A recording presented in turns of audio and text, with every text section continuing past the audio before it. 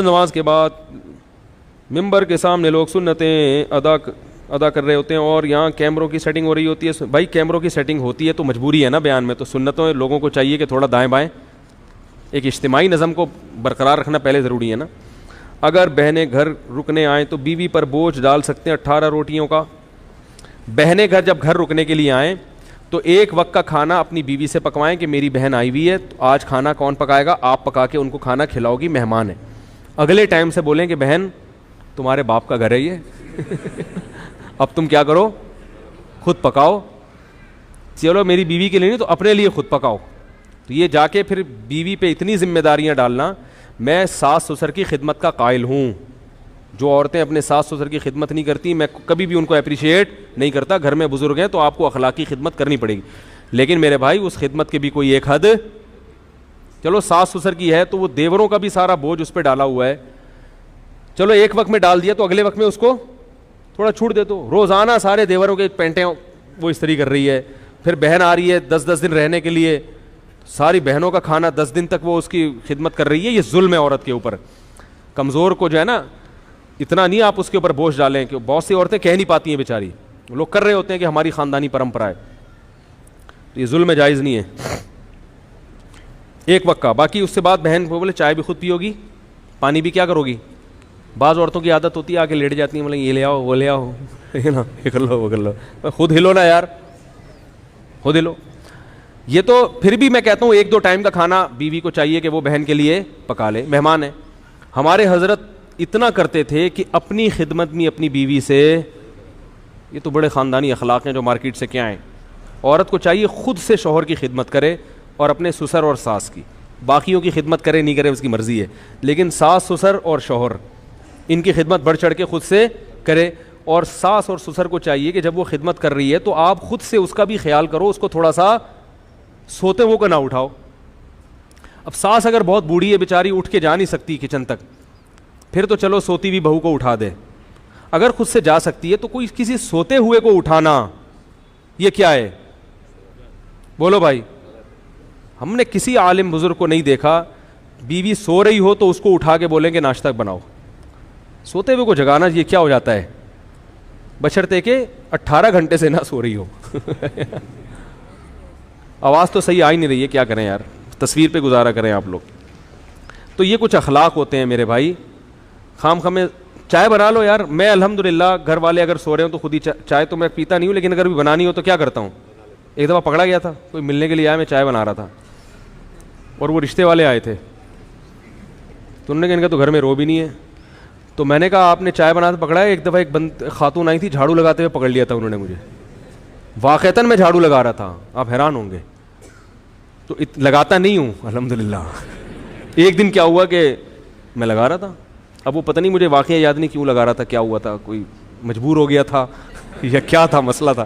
اب یہ تو راز کی باتیں اللہ ہی جانتا ہے. تو یہ تو جب نبی صلی اللہ علیہ وسلم گھر میں آتے تھے تو گھر میں گھر والوں کے ساتھ ہاتھ اتنے نیک ہم نہیں ہیں کہ آپ سمجھیں کہ اتنے جا کے ہاتھ بٹاتے ہیں, اتنے نیک ہم بھی نہیں ہیں. لیکن بہرحال نبی کے اخلاق ہم آپ کو بتا رہے ہیں. میں اس لیے کہ گھر والے بھی بیان سنتے ہیں نا, وہ بولیں گے یار آج تو بڑی بڑی چھوڑ رہا ہے بیٹھ کے, میں یہ بھی کرتا ہوں میں یہ بھی کرتا ہوں. تو جو ہے کیا نام ہے, یوٹیوب پہ ہر کچھ آ جاتا ہے, سب پکڑا جاتا ہے آدمی. بہت مشکل ہے جھوٹ بولنا آج کل. تو لیکن جو رسول اللہ صلی اللہ علیہ وسلم کے اخلاق تھے, تو میں یہ عرض کر رہا تھا کہ اگر وہ بوڑھے ہیں تو پھر تو ٹھیک ہے, وہ اٹھا دیں سوتی. لیکن اگر جوان ہیں تو بہو جاگ رہی ہے تو بولیں, سو گئی ہے سونے دیں بھائی, آپ خود جا کے پانی پی لیں, خود چائے بنا لیں, چھوٹے موٹے کام کیا کر لیں خود ہی کر لیں. سوتے ہوئے کو نہ اٹھاؤ, یہ بڑا برا ہوتا ہے جب آدمی خود سو رہا ہو, کوئی آپ کو آ کے اٹھا دے اور بولے یہ کرو, اور کوئی کام بھی اتنا امپورٹنٹ نہ ہو. یہ تو کوئی کسی کو ہاسپٹل لے کے جانا ہے, کوئی ایسا بڑا مسئلہ ہے تو ٹھیک ہے.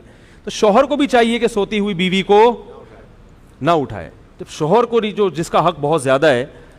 ہاں اگر کوئی عورت نالائق ہے, بے وقت پڑی رہتی ہے, یعنی ایسا بھی ہے کہ پوستی قسم کے جو بہویں ہیں اس کا ناجائز فائدہ اٹھائیں گی, وہ 12 گھنٹے سوتی ہیں, 12 گھنٹے میں 2-4 منٹ کے لیے پھر جاگ کے پھر کیا رہتی ہیں, ایسی کا نہیں ہے, ایک نارمل روٹین کی بات کر رہا ہوں. اگر کوئی سو رہا ہے تو یہ بھی نہ پوچھیں کہ یہ سونے کا ٹائمنگ نہیں ہے. بھائی یہ نیند, خوراک, پیاس ایسی چیز ہے جس کے بعض دفعہ اصولی طور پر تو ٹائمنگ ہونے چاہیے, لیکن انسان بعض دفعہ ڈپریشن میں ہوتا ہے, بعض دفعہ رات کو نیند نہیں آئی وہ پھر سوتا ہے. تو اب گھر میں ایسا ماشاء اللہ لگا ہوا ہوتا ہے کہ اب بہو کو رات کو نیند نہیں آئی پھر بھی فجر کے بعد سونے کی اجازت نہیں ہے. بھائی اب نیند نہیں آئی تو سونے دو اس کو. تو اس لیے یہ چند چیزیں ایسی ہوتی ہیں جو کسی پہ بھی ظلم ہو جاتا ہے، یہ پھر کیا ہو جاتا ہے شریعت کے لحاظ سے ناجائز. ہمارے حضرت کیا کرتے تھے، تو وہ اپنی گھر والی کو کبھی اپنی اہلیہ کو یہ نہیں کہتے تھے یہ لے آؤ وہ لے آؤ، یہ فرماتے تھے مجھے ایسا لگتا ہے یہ تحکمانہ جیسے کوئی باندھی رکھی ہوئی ہے گھر میں. اب گھر میں کھانا تو گھر والے ہی پکائیں گے ظاہر ہے، تو حضرت فرماتے تھے کھانا لگوا دیں. حالانکہ لگانا حضرت کی اہلیہ نہیں ہے، مگر حضرت یہ نہیں کہتے تھے کھانا لگا دیں. حضرت فرماتے تھے اس میں مجھے ایسا لگتا ہے جیسے میں کیا کر رہا ہوں، کسی کو نوکر رکھا ہوا ہے اور ماسی کو آرڈر دے رہا ہوں، تو کھانا لگوا دیں. حالانکہ لگانا کس نے، جب کھانا ختم ہو گیا تو حضرت فرماتے تھے کھانا کسی سے کہہ کے اٹھوا لیں، تو وہ خود ہی اٹھاتی تھی. کون تھا گھر میں، لیکن لب و لہجہ عزت دینے والا، اگلے کو لگے کہ یہ مجھے کیا دے رہے ہیں، عزت دے رہے ہیں. تو آپ اپنی طرف سے عزت دو، پھر بھی اگر خدمت نہ کرے تو پھر شکایت لگاؤ بھائی کسی کو. عزت نہیں دے رہے آپ نے ٹھڈے مار مار کے جو ہے نا. ہمارے حضرت کبھی اس کے قائل نہیں تھے کہ بیوی سے پاؤں دبوائے جائیں یا جوتے پالش کروائے جائیں. ہمارے حضرت کے جتنے ہم نے اکابر قریب کے گزرے ہیں ماضی کے، مولانا شریف تھانوی رحمۃ اللہ علیہ، انہوں نے بھی بہت سختی سے رد کیا اس پہ کہ بیوی سے اپنے بوٹ پالش، کیونکہ بیوی کا جو رشتہ ہے وہ پیرالل ہے، برابر. آپ کو اللہ نے جو حاکم بنایا ہے نا، تو یہاں حاکم کا مطلب کیا ہے، سربراہ. جیسے تبلیغ میں 4 آدمی نکلتے ہیں تو ایک کیا ہوتا ہے، امیر. امیر کا مطلب جب ان کی رائے میں اختلاف ہوگا تو اس کی بات سنی جائے گی، اس کا فیصلہ حرف آخر. تو جب گھر میں کسی رائے میں اختلاف ہوگا تو آخری فیصلہ کس کا ہوگا، مرد کا. یہ مطلب ہے حاکم ہونے کا. اب تبلیغ میں کسی کو امیر بنا دیا، وہ لوگوں سے اپنے بوٹ پالش کروا رہا ہے، پوچھا لگوا رہا ہے، ٹھیک ہے نا، سر کی جوئیں نکلوا رہا ہے اس سے کہ میں امیر ہوں. وہ بولیں گے بھائی اس کام کے لیے تھوڑی امیر بنایا ہے، امیر تو اس کام کے لیے بنایا ہے کہ گشت کہاں کرنا ہے، متکلم کون ہوگا. تو اس میں سب کو اگر ہم رائے لیں تو پھر تو اختلاف ہوگا، کوئی فیصلے پر آئیں گے نہیں.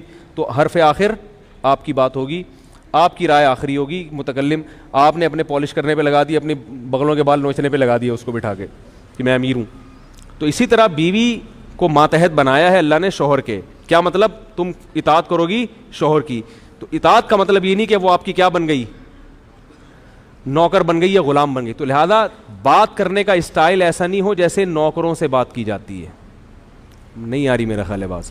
اسٹائل کیسا ہونا چاہیے، عزت والا، احترام والا. یہ لے آؤ وہ لے آؤ، یہ نہیں بھائی بیگم ذرا تھوڑی سی چائے ہو جائے گی، ایسے بیگم تھوڑی سی کیا ہو جائے گی، چائے ہو جائے گی.